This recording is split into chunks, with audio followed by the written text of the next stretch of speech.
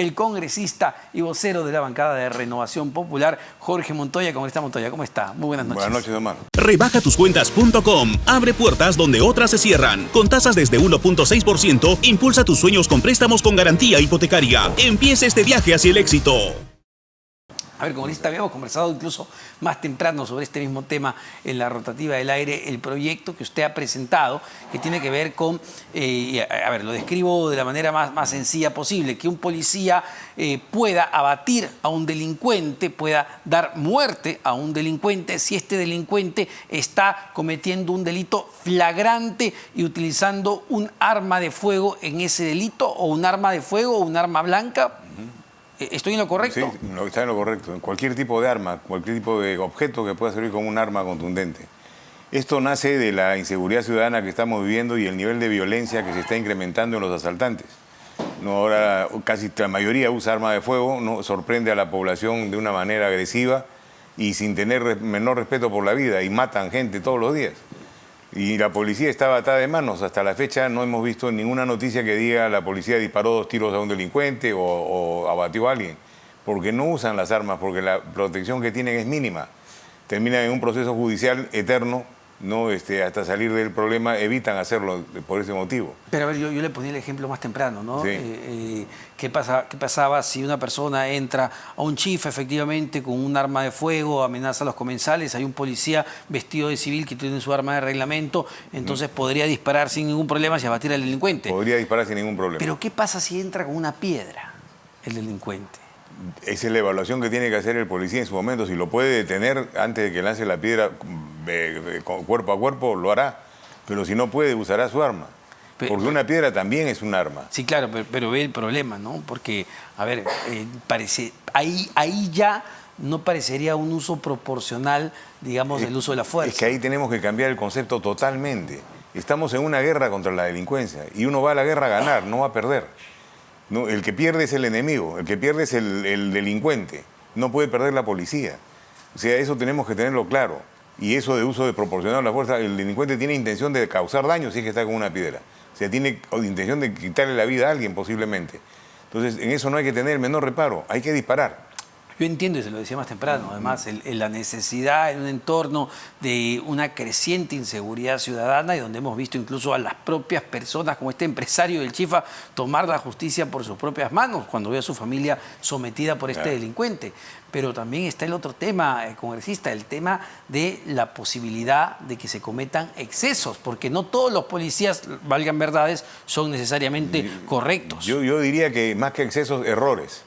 Podrían cometerse errores, pero para eso está la policía. O sea, la policía tiene que, cuando se dé la ley, dice ahí que tienen que entrenar y capacitar a su personal y generar los protocolos adecuados. ¿Por qué?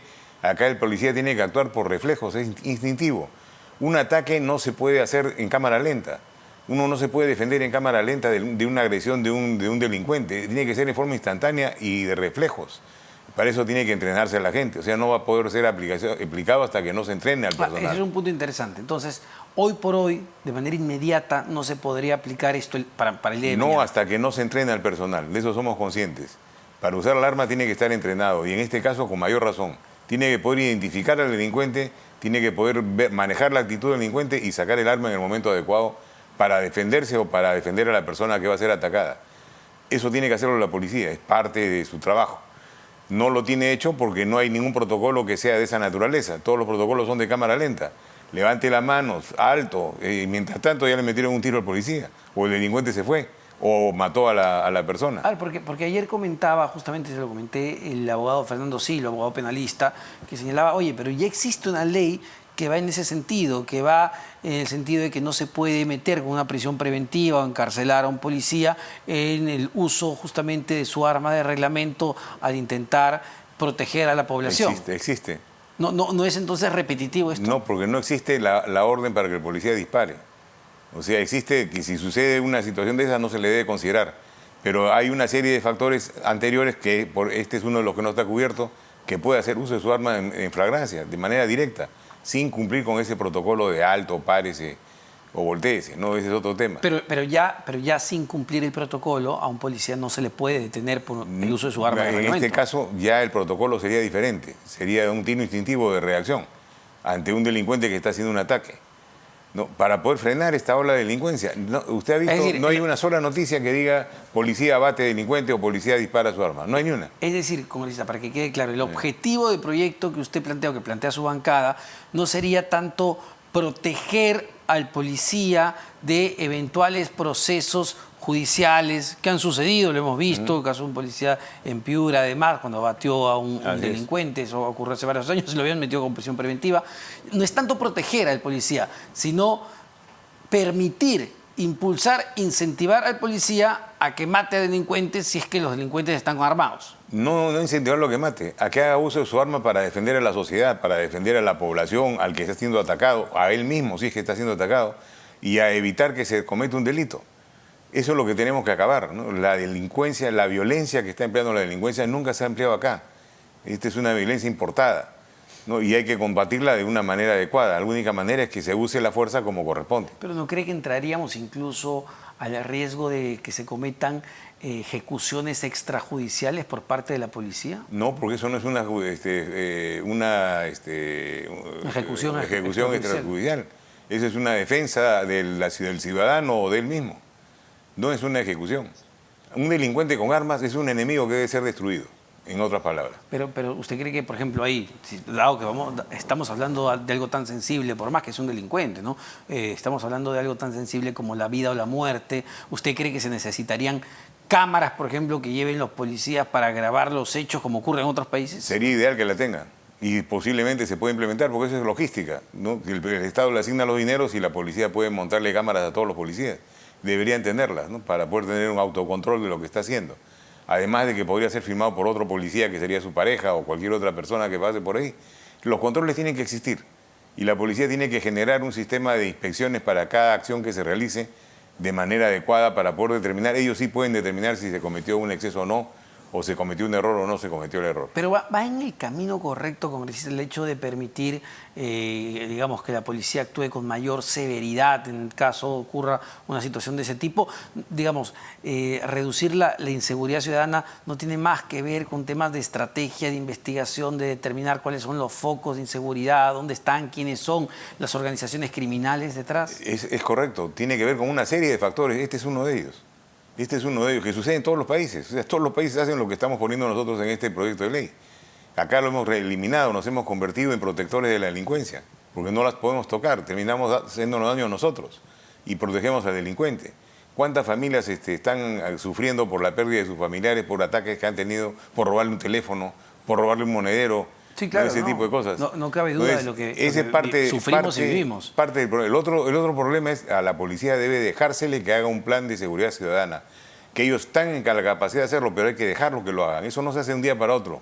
Les tomará 3, 4, 5 meses, pero tiene que hacerlo. Es el ente organizado para hacerlo, especializado para hacerlo. Le decía este tema porque, digamos, una postura también es que tener una actitud más violenta genera muchas veces más violencia de parte de los otros delincuentes, porque quizá el delincuente, a sabiendas que le pueden disparar, va a cometer el delito, pero venga mayor preparado, va a disparar antes, o ya no va ni pensarla para disparar. Actualmente lo hacen, disparan sin pensar, le meten 4 o 5 tiros a alguien y llegan el sicariato, por ejemplo.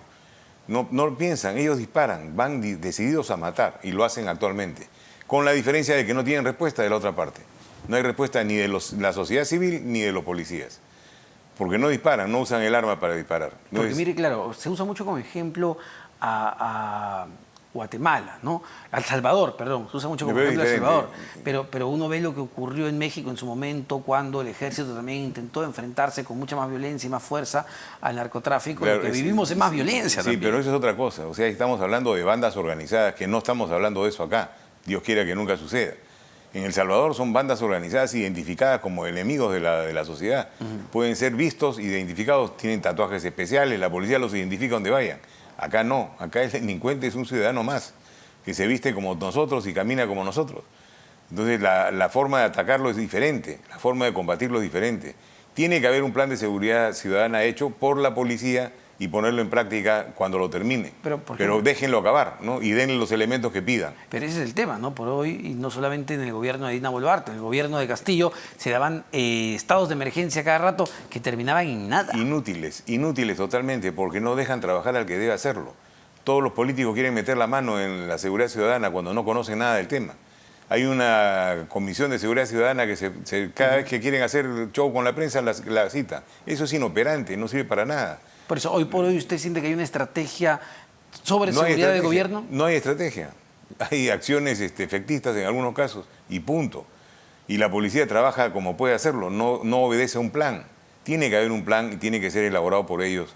Hay que darles el plazo, la orden y el plazo para que lo terminen y esperar el resultado. Pero sobre este punto no se ha coordinado, conversado, porque se ve cierto nivel de concordancia con el gobierno de Dina Boluarte en el Parlamento, al menos con algunos grupos, pero en materia de seguridad ciudadana, que es lo que preocupa, no vemos pues ese nivel de agilidad, de coordinación para saber, ok, cuáles son los planteamientos para luchar contra este flagelo. Es que el Congreso no debe ser el que haga el plan, ni tampoco personas que no tienen nada que ver con eso. Es una institución la que tiene que hacer el plan, que es la Policía Nacional. Hemos hablado con el ministro de ese tema, he hablado personalmente de ese tema y ellos lo van a hacer, pero tienen que tener tiempo para hacerlo. No pueden hacer, la policía, el Ministerio del Interior ha estado destrozado, ¿no? Está tratando ahora de mantener, de reconstruir lo que había para después empezar a trabajar. Hay que darle tiempo al tiempo porque no se puede hacer las cosas tal como estaba inicialmente. La respuesta no debería ser, como también se plantea cada cierto tiempo, sacar a las Fuerzas Armadas, que las Fuerzas Armadas apoyen. Las Fuerzas Armadas no son para eso y tiene que entenderlo la ciudadanía. Perdemos el tiempo, el dinero y la efectividad del tema.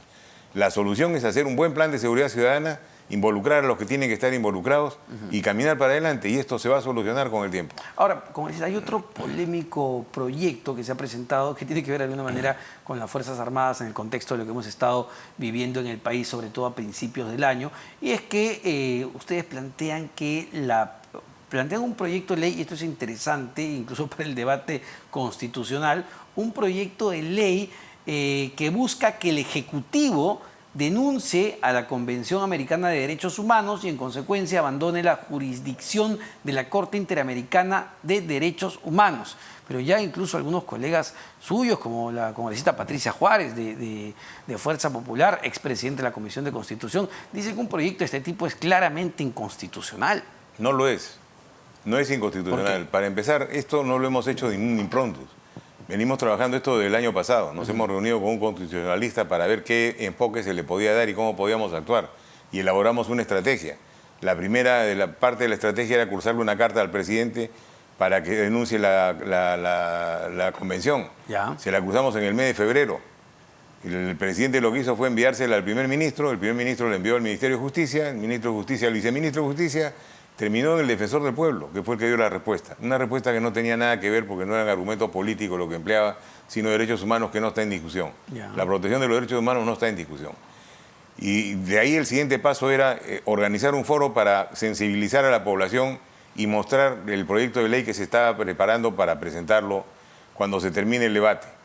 Y es lo que hemos hecho, ¿no? Hemos puesto en debate esta posibilidad, hemos hecho el foro, las personas que han participado en el foro están la mayoría de acuerdo en el retiro y hemos presentado un proyecto de ley para que sea debatido en la Comisión de Constitución y si es aprobado, ejecutarlo de la siguiente forma, presentarlo al presidente para que específicamente nos diga por qué no va a denunciar la convención o por qué la va a denunciar. Ya. Dependiendo de lo que salga, se seguirá con el siguiente paso, pero hay que hablar algo por qué estamos saliéndonos de la Corte. Sí, pero antes de eso, porque es importante los temas de forma, porque si no esto está destinado, como creen algunos de sus colegas en el Parlamento, esto está destinado al archivo, porque usted con un proyecto de este tipo se estaría invadiendo competencias del Ejecutivo, No, de porque ninguna es el manera. Ejecutivo el que puede denunciar o no una convención de este tipo, no el Congreso. Sí, la vamos a pedir al Ejecutivo que lo haga. O sea, este es un pedido del Parlamento al Ejecutivo. Y si no quiere, y si no quiere, pues no podemos hacer nada. Pero- En ese pero- momento. pero usted Viene dijo- el siguiente punto, No. que el siguiente punto es otra parte del procedimiento Ya. constitucional del Congreso que se puede hacer. que la quiere denunciar constitucionalmente. Y insistir.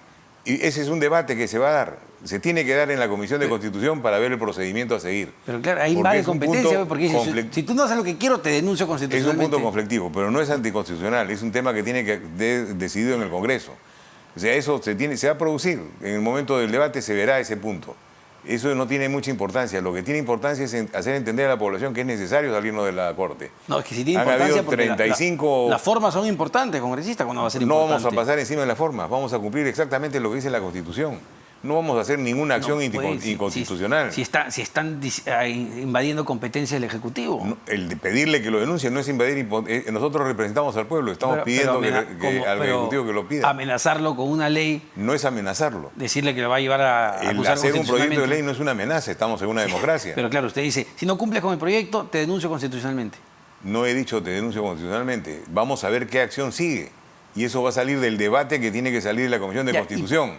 Ahí debe salir el procedimiento a seguir. Yendo al tema de fondo, que es abandonar la convención o denunciar la convención para abandonar la Corte. Esto lo han hecho países pues autoritarios, dictatoriales, como Venezuela y Nicaragua también. Estados Unidos y Canadá, los países más ricos de la región no están en la Corte. Pero vamos, sabemos que en Estados Unidos y en Canadá los derechos al menos se respetan, entendemos. No. Pero en Venezuela y Nicaragua no nos dejaría expensas de ¿qué hubiese pasado si estaba Pedro Castillo y no está la convención? Si no podemos vencer un golpe de Estado, no servimos como nación. O sea, tendríamos que haberlo sacado a la fuerza.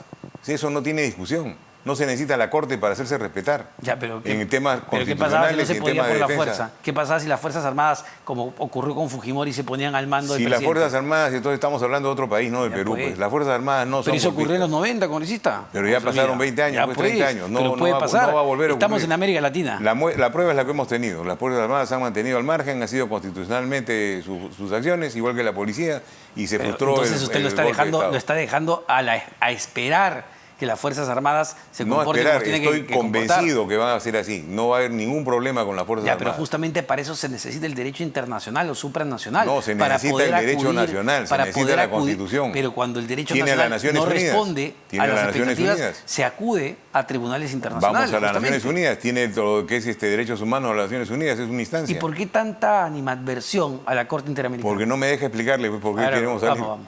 Tenemos, desde que entramos, 35 casos que ha perdido el Estado peruano. Todos han sido a favor de los terroristas y de los delincuentes.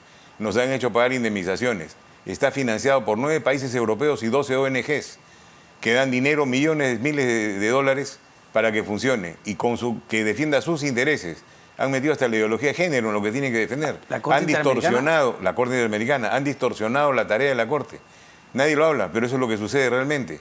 ¿Cómo vamos a confiar en una Corte que es financiada por gente extraña al sistema, que no tiene nada que ver? Para presionar a los países, para hacer informes como lo que hacen. Perdóneme quizás la ignorancia, pero la Corte Interamericana no está adscrito, depende del sistema interamericano de derecho que justamente tiene que ver con la OEA, ¿no? Eso es lo que cree todo el mundo, pero está financiada por 9 países europeos y 12 ONGs. ¿Cómo va a estar financiada si depende de la OEA? Bueno, es cuestión de que agarre la página de la Corte. Todos los países que conforman las Américas. Vaya al portal de la Corte y saca la información, ahí está. ¿Y en qué sentido la financia? La última, por ejemplo, la Agencia de Cooperación Española le ha dado $1.700.000 de euros hace poco a la Corte para cada tarea específica. O sea, ¿cómo qué tareas? Que tiene que ver con ideología de género o otra cosa. O sea, no está trabajando para lo que está sucediendo y nadie habla. Todo el mundo se queda callado. Eso vamos a confiar en una Corte así. Y aparte que tiene un sesgo de izquierda radical tremendo. ¿No? Sin embargo, entiendo que ya a nivel parlamentario tampoco ha tenido mucho respaldo. No hemos hablado con nadie del Parlamento aún. Hemos presentado el tema, estamos haciendo las cosas como deben hacerse. Estamos haciendo los debates desde Renovación Popular. De Renovación Popular. No han conversado con ninguna otra bancada. No hemos conversado con nadie. Vamos a dejar que cada congresista exprese su pensamiento como debe ser. Lo decía porque, como bien le vuelvo a comentar, ¿no? Otras bancadas como Fuerza Popular, por ejemplo, han dicho, no, esto no... Bueno, ellos se retiraron de la Corte. O sea, me llama la atención la actitud que tienen. Ellos se retiraron de la Corte hace años, pero no lo hicieron completo porque no ajustaron como debía ser. Tiene que ser como lo estamos haciendo nosotros. En base a esa experiencia, hemos hecho las correcciones necesarias para no tener el mismo error. O sea, me llama la atención que estén así. Yo he hablado con un par de congresistas de esa bancada y están de acuerdo con el retiro. Le cito textualmente lo que dijo Patricia Juárez, ¿no? Que ha sido presidenta además de la Comisión de Constitución. Entiendo que sabe sobre esos temas también, de temas constitucionales, y es la posición que ha marcado. Bueno, y yo le repito que ellos fueron los que hicieron el primer retiro de la Corte, ¿no? Sí, llama la atención que ahora han decidido no hacerlo, pero eso me tiene sin cuidado porque eso se va a debatir en la Comisión de Constitución. Y ahí hay un balance más o menos equilibrado de las fuerzas políticas. Claro, y ahí lo veremos, ¿no? Lo que sigue preocupando, más allá de los calificativos que usted le ha puesto a la Corte, es que las personas, si nos salimos de esta convención, que además sería un proceso largo, entiendo, de 2 años, mínimo 2 años. 1 año para salir. Algunos expertos dicen 2, pero bueno, 1 o 2 años. Lo que está escrito es 1 año. 1 o 2 años.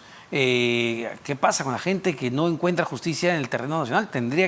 ¿A dónde va a ir? Tenemos que corregir los errores que se cometen en la justicia para que todos encuentren justicia en el Perú. Pero, ¿Por qué tenemos que mirar afuera? ¿Por qué tenemos que mirar afuera para que sea? Con tanto hermanito. Dígame en este periodo cuántos han encontrado justicia. Con tanto hermanito, ¿cómo vamos a hacer dígame eso en el sistema de justicia? Dígame con cuántos peruanos han encontrado justicia. Sí, pues claro, ese es el problema. Solamente los terroristas. Ese es el problema. O sea, solamente han encontrado justicia los terroristas. Pero por eso favor. mismo, si tienes un sistema de justicia que lamentablemente tiene las deficiencias que tiene como el peruano, cortar la posibilidad de acudir a la Corte Interamericana. Nuestro sistema de justicia es mejor que el de otros países. Acá enjuician presidentes, gobernadores regionales, alcaldes. A las autoridades están sometidas y el Poder Judicial y el Ministerio Público actúa. Pero usted también sabe que eso pasa cuando los focos están prendidos, ¿no? Cuando los focos no se prenden, muchas veces... La prensa que tenemos es una prensa que investiga y presiona, y eso está bien. Pero usted sabe que los focos se prenden cuando el personaje es conocido. Pero yo me refiero al ciudadano de a pie, al que no encuentra justicia, ¿no? A ese que no está con el foco ahí. Hay que mejorarlo, pues. Para eso estamos nosotros, para hacer que mejoren. Estar atrás del sistema judicial para que sea mejor, hasta lograr que llegue casi a la perfección, que nunca va a llegar. Pero usted no quiere sacar antes de mejorarlo. Pero tenemos años haciéndolo. Y a mí lo que me llama la atención es que el peruano confía en el extranjero y no en el peruano. Eso es una falta de autoestima total, ¿no? Que tenemos que recuperarla. Y el Perú tiene que hacer un liderazgo diferente en la región. Claro, pero tiene que decirle a los países de la región, salgámonos de este tema y después crearemos algo diferente que esté manejado por nosotros realmente y no por potencias extranjeras. Ahora, acá están manejados por potencias extranjeras y estamos haciéndole caso a lo que nos dicen. Bueno, vamos a otro tema. Es polémico, va a ser interesante el debate que surge en el Pleno del Congreso. El otro tema también quiero conversar. Perdón, para olvidarme, esto es para terminar en la pena de muerte, ¿no? El retirar de la Corte es para terminar en la pena de muerte y poder aplicarle pena de muerte a los violadores. A ver, vamos a ese punto. Es decir, usted busca denunciar a la Convención, salir de la Corte para poder aplicar la pena de muerte. Aplicar la pena de muerte. Ya, pero hoy volvemos a una situación similar. Pues, ¿cómo confía en un juez que dicte la pena de muerte? Habrá que ponerle procedimientos adecuados para asegurar que van a ser bien juzgados, 2, 3 instancias, pero hacerlo. Ya, sin temor. ¿A un violador? ¿Usted cree que un violador merece el temor, el temor no es la pena de muerte para el violador. El temor es que la justicia defectuosa se equivoque. Ese es el temor. Bueno, la prensa tendrá que estar más atenta y nosotros también para poder hacer los seguimientos que se tengan que hacer en esos procesos. Ahora, justamente lo que hablábamos de seguridad y justamente esta denuncia de la Convención, ¿qué opina del modelo que se está aplicando en El Salvador con Bukele? No es aplicable al Perú. ¿Por qué? Porque son enemigos diferentes. En El Salvador son bandas organizadas, identificadas totalmente, que se pueden hacer frente de la manera como lo están haciendo frente. Acá no, acá son grupos pequeños que generan delincuencia juntos, pero no son una banda organizada como ellos. Tenían tatuajes, códigos, sí, claro, y una serie de cosas. Es totalmente diferente. Es decir, es mucho más complicado poder identificarlos, poder agruparlos, claro, poder atacarlos. Aplicamos una cosa así y estaría cometiendo una serie de abusos. No se podría hacer. Ahora, el otro tema clave, un poco saliendo del tema de seguridad ciudadana y de los derechos humanos, tiene que ver con el rol y la fiscalización en el Congreso de la República, con el proyecto que en realidad ya es ley, se publicó el día de hoy, la presidenta Boluarte, que permite al Parlamento a designar a su propio procurador, entendiendo, quizás no todos tienen el concepto, que el procurador es aquel que defiende los derechos del Estado, de las instituciones, no de las personas, sino del Estado, ¿no? Y ahí, al tener esta posibilidad, el Congreso no va a poder elegir a su propio fiscalizador. No es así, le voy a explicar. El procurador era nombrado por el Estado, por la Procuraduría, manipulada por Castillo, nos mandó un procurador que no servía para nada y perdió todos los casos que estaba defendiendo el Congreso, causando daño a la institución del Congreso. Para evitar que sea manipulado por el Ejecutivo y mandar a gente que no sirve para este puesto, se ha decidido hacer esto, pero para que esto sea contratado por un concurso público, no elegidos a dedo. O sea, va a ser lo más transparente posible para tener al procurador más eficiente que pueda garantizar los derechos del Estado, en este caso del Congreso. Sí, claro, pero ¿qué va a pasar, por ejemplo, si dentro del Congreso de la República se cometen, como se han cometido, digamos, constantemente hemos visto en los últimos días, los mochasueldos? Ese es otro tema. Ese no es un tema del procurador, ese es un tema de ética, de moral, de principios, es otra cosa. El de procurador es para defender casos que atacan al Congreso. Eso que me está mencionando usted son faltas internas que tienen que ser solucionadas con los elementos que tenemos. Es decir, que son de procedimientos muy largos. Es decir, el procurador va a atender o va a fungir como una especie de abogado del Congreso. El procurador es para ver casos de leyes que pueden ser, por ejemplo, cuando la Defensoría del Pueblo se oponía a que continuáramos con el proceso del Tribunal Constitucional, Claro. ahí tiene que entrar el procurador, para esas cosas. Pero no para una falta de un congresista o esa eso no tiene El nada que problema ver. es la independencia que tenga, ¿no? La independencia, va usted a contratarlo por concurso público, más independencia que eso no hay. Pero Actualmente no la tiene. Pero el tema es cómo se van a establecer esos requisitos para que sea por concurso público. De la mejor manera. Actualmente no la tiene. Actualmente el Estado le nombra a un procurador de su gente que puede ser hecho exclusivamente para causar daño, como lo hizo Castillo.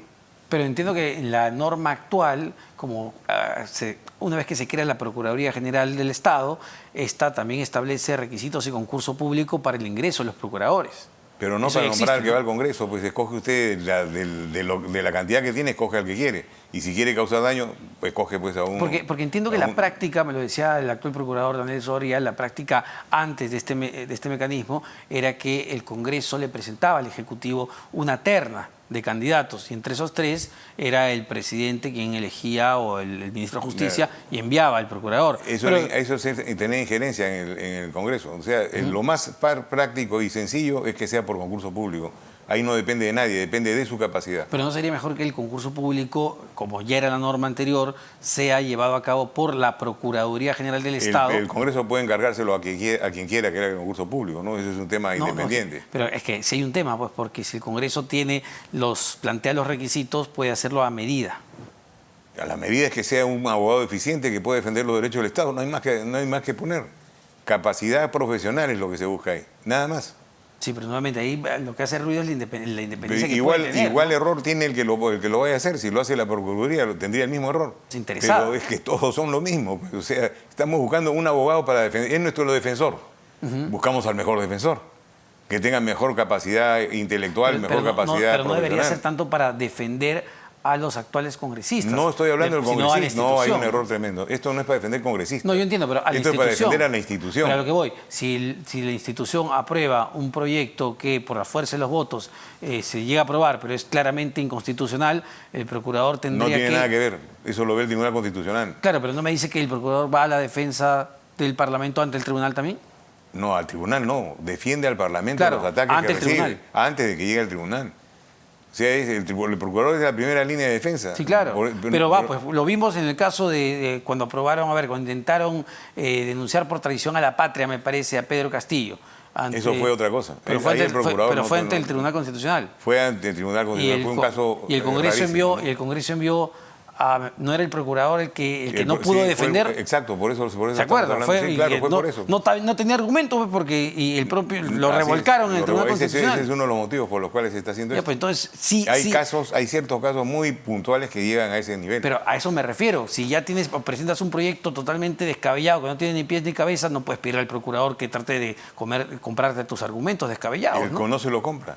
El procurador ve el caso y lo analiza de manera independiente. Nadie le puede Claro, decir nada. pero por eso no debería ser nombrado por el Congreso. Debería ser un profesional de primera. Así y es. nombrado por el Congreso, no por la Procuraduría, porque puede tener injerencia del Ejecutivo. Y puede nombrar a quien le dé la gana. Pero en teoría, Yo voy a la práctica. pero en teoría la Procuraduría General del Estado no tiene injerencia ya del Ejecutivo. Tanto es así que se han peleado en el tema de la testimonio de Dina Boluarte. Hay algunos procuradores que son excelentes y tienen todo mi respeto, pero hay esa manipulación que le digo, existe. Da miedo decirlo mucho, pero existe. No, pero tanto así que Y mire, la Soria pudo volver. Y la prueba es lo que pasó con el Con procurador Soria, nombrado lo sacaron, con Soria, pues, por pudo ejemplo. volver porque no se había respetado. Entonces, no hay nada perfecto. Y dentro de nada perfecto, mejor tener la seguridad de que uno va a ser el que va a clavarse el puñal solo. No va a tener que venir nadie de afuera a clavárselo. Muchísimas gracias, como siempre, congresista Jorge Montoya, vocero de Renovación Popular.